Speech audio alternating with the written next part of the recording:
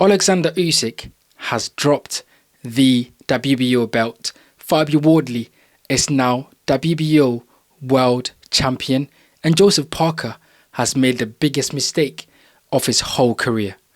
The heavyweight division is in a very interesting place, and I'm going to break it all down in this video.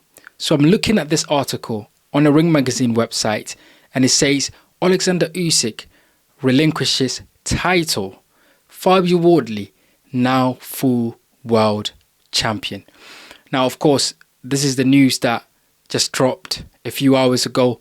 Now, I wouldn't say I am surprised, but I was taken aback because all the while I've been wondering what Oleksandr Usyk was going to do with one of the belts, especially the WBO belts or the IBF. And, he relinquishes the belt. And Fabio Wardley, who beat Joseph Parker to become the interim WBO champion, becomes a world champion. Is very strange. A lot of fans, including myself, do not believe in the doctrine of another fighter becoming world champion because someone else has relinquished. If anything, that fighter that was number one or that was the interim champion should fight someone else that is next in line to claim the world championship of that particular belt. And in this situation, the WBO. So I don't really agree with that, but it is what it is. Those are the WBO's rules. And Fabio Wardley is now the world champion. Whether it was emailed to him, whether it was sent to him via post, he's the champion. But I was a bit taken aback with Oleksandr Usyk's decision to, not fight for the belt and relinquish it. And, the thing is, the questions that I ask myself is he just not interested in fighting Fabio Wardley? Because I don't think Usyk is running from Fabio Wardley. I don't think Usyk runs from anyone. We've seen it. He's fought every single person, every single fighter in their own backyard. So Usyk, we know, is a throwback fighter. We know that he will fight any and everyone.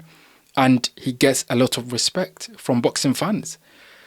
But I don't think that he's avoiding Fabio Wardley. If anything, I think Usyk's team are probably just looking to make the right decisions in terms of, the money decisions before he bows out of the sport, because he's done any and everything in the sport. He's fought everyone. He's beaten everyone.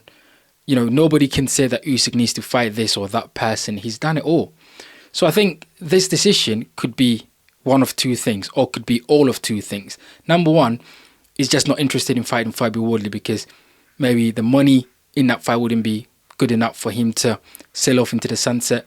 Or number two, he is relinquishing the belt because he wants to fight for the belt again to become a 3-time heavyweight champion, undisputed. Maybe that's what he wants to do. That is Usyk's whole idea of relinquishing the belts, because there could be no other reason. The Tyson Fury fight is not on the table because he has said, and I covered this news, that he's not going to fight Tyson Fury because that chapter is closed, and his manager Lupin said that. And then the Anthony Joshua fight could not be one on the table right now because Joshua is fighting Jake Paul, and then Joshua is going to look to fight Tyson Fury 2 times next year, which is what Turki Sheikh sort of alluded to recently during the Conor Benn versus Chris Eubank Jr. fight.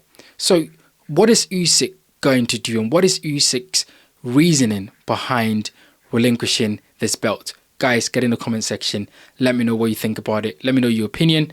Let me know if this is the right decision for Usyk to do right now. Do you think that Usyk should have fought Fabio Wardley? Or do you think that Usyk did the right thing in letting the belts go and he looking elsewhere to do what he wants to do, whether it is to make a lot of money or whether it is to make sure that he can fight for the belts again to become 3 times undisputed heavyweight champion of the world? Let me know in the comment section below. So now, regarding Fabio Wardley, the world is his oyster, really. The world is at his fingertips in terms of the fights that he can have, given the fact that he's got the belt. Fabio Wardley is a pretty decent ticket seller in the UK, as we saw that he sold Stadium against Huni the last time around. So he's a fighter that people love in the UK. And if built correctly, I think he could be a big, ticket seller in the UK. And he's got the ability, he has the fighting style to get the casuals on board because he gets the knockout and he's excited in the ring. So that is really good to see. Now, a few interesting things that I have seen that I think would be good to discuss in this video is the WBO rankings, which is not, I'm looking at it right now, it is not updated, but it'll be interesting to see who Fabio Wardley fights next, because there's a few names in the list that I think he could fight, but there would be some challenging situations with that. So let's talk about Moses Itama, which could be a fight that he could take next year, because although he is now the champion because Usyk relinquished the belt, a lot of the fans would say he's not the real champion. He needs to fight someone else for the belt to claim to be the champion. So Moses Itama is next on the list, on the WBO list, right? And Moses Itama and Fabio Wardley are in the same camp. They're trained by the same team, by the same trainer, Ben Davison. So what is really going to happen? Because Moses Itama has ambitions of becoming a world champion. Frank Warren has both fighters, right? He's managing both fighters. So what is really going to happen with that situation? Because who is going to leave the camp? Because at some point they would need to fight, right? They would need to fight. It's going to be a really exciting fight if both of them fight, because Fabio Wardley does not fight on the back foot. Moses Itama does not fight on the back foot. So that could be a very, very interesting fight for the UK fans and, of course, for the world boxing fans. So that could be a fight that could happen. I have seen that Filip Hrgović is the WBO international champion, and that could also be a fight that Fabio Wardley could take somewhere next year. Another fight, or another fighter that I think could be really interesting for Fabio Wardley to fight if they don't want to take much risk in terms of defending this belt, is Zhilei Zhang.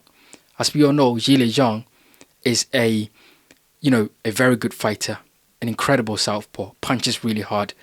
But his problem is that his gas tank is lacking, right? And Fabio Wardley will be chomping at the bit to get Zhilei Zhang, because it will be a good win. It will be a good defense to his belt. I think he knocks Zhang out after 6 rounds. In the first 6 rounds, Zhang is going to be absolutely dangerous. He's a southpaw, he's awkward. But if Fabio Wardley can, overcome the storm in the first 5 or 6 rounds, he can then go on to knock Zhilei Zhang out. So I think that would be a good fight to take to avoid any dangers, right? Because I think Zhilei Zhang, after 5 or 6, as I said, he's not the same fighter anymore. But another interesting fight that I would love to see, I think the best matchup for Fabio Wardley in defending this belt is against Agit Cabello. I think Agit Cabello right now deserves his opportunity to fight for a belt. And if the WBO belt has now become a belt where someone can fight Fabio Wardley for, then Agit Cabello is definitely that fighter that I want to see. Because I think right now Agit Cabello will actually beat Fabio Wardley. I think Cabello is a nightmare. His fighting style, his tenacity, his body punches, he goes to the head and body. He's very durable. He can take a shot and he can punch. So I think right now I would make Agit Cabello the favourite against Fabio Wardley, because I think he gets the job done. So that's really interesting there, and I think Fabio Wardley can make the right decisions here, and Frank Warren, they would know what to do. But two interesting fight then: Fabio Wardley versus Moses Itama, really interesting, and then Fabio Wardley versus Agit Cabello, very interesting, which I'd love to see somewhere next year. And now, Joseph Parker. Look, it's very unfortunate for Joseph Parker. It is super unfortunate because he's waited so long for his world title shot against Oleksandr Usyk. I believe that if Parker had not lost to Fabio Wardley, that Oleksandr Usyk will fight him. Because as you saw after Oleksandr Usyk demolished Daniel Dubois at Wembley, Parker got into the ring and Usyk told Parker that let's get it on. So Usyk, I think, wanted to fight Parker. But since they were having that fight between Parker and Fabio Wardley, and Usyk was only wanting to fight next year, which is 2026, Usyk was waiting And I think everybody was waiting for Parker to deal with Fabio Wardley. And then it would be Usyk versus Parker, maybe in Saudi or maybe somewhere in London, Wembley or Tottenham Hotspur Stadium. And I think that would be a big, big fight in the UK.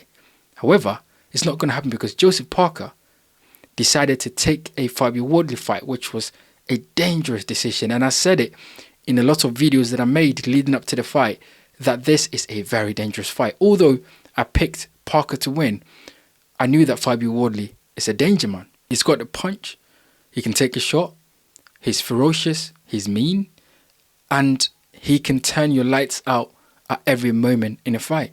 We saw that in the Hrgović fight. And then he gets in there and stops Joseph Parker. And now Joseph Parker has lost his interim title. And then a few days after that, he has failed the drugs test for cocaine, the white stuff, the sniff stuff. So now Joseph Parker is literally out of bounds. And this was his opportunity to become a world champion. If Usyk had decided to fight him, we would see what that would happen in that fight. I think Usyk would beat Parker, but in the end, he has to prove himself in the ring. Or if Usyk had decided to relinquish the belt, then Parker would have become champion. So Joseph Parker could have taken anyone in the top 20 or top 30. He could have absolutely taken anyone in the top 30, knock them out, take over, and wait for Usyk to come. But he decided to take the Fabio Wardley fight, which was a massive mistake. Now, credit to Joseph Parker for taking that fight. He's a warrior. He'll fight anyone. But it's a mistake. And that cost him his world title shot. And right now, with the issues that he's facing with testing positive for, banned drugs, which is on the list of banned drugs, I think, it's going to be really difficult for Joseph Parker to get into world title contention again. So look, it is all looking very interesting. The heavyweight division is wide open because of Usyk's decision. Let me know what you guys think about this. How do you process all of this?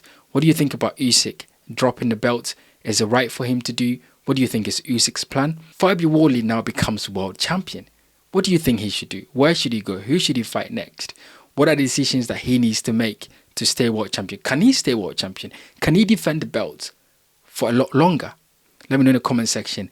And Joseph Parker right now casted out in the dungeons somewhere on the roadside. He's not having a look in. This is an opportunity that Joseph Parker could have taken. This is Joseph Parker's destiny. And he threw it all away. Number one, taking that Fabio Wardley fight. And then number two, popping dirty for the sniff stuff. Which, of course, if the B sample comes back positive, he will be banned for. So get in the comment section and let me know. My name is Bright. This is the Bright Show Podcast Boxing. Thank you for watching. And I'll see you guys on the next one.